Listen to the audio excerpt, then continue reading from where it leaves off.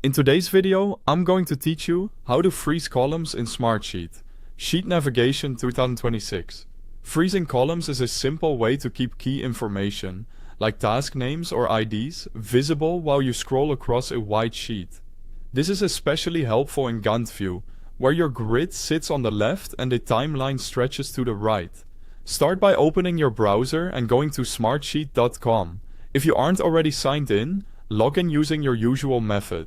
You can use your standard credentials or single sign-on through your organization.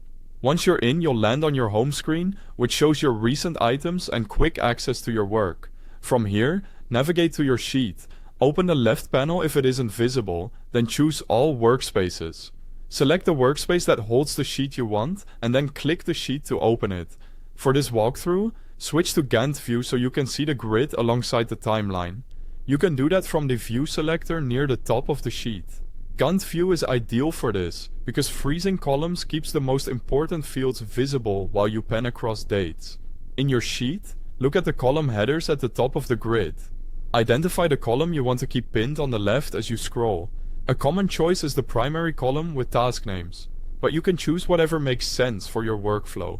Right-click the header of that column to open the context menu. From the options that appear, click Freeze Column.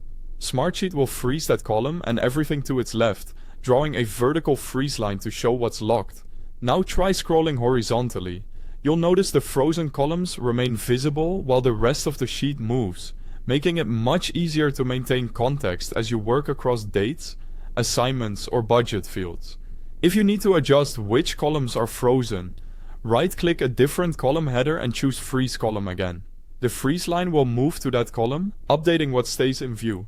If you find that the option is grayed out, make sure you're working in a sheet you have permission to modify, and not in a read-only view.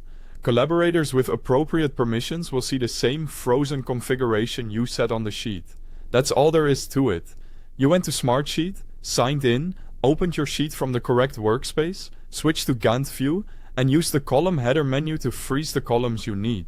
With this in place, you can navigate large sheets more confidently and keep your critical fields front and center while you work.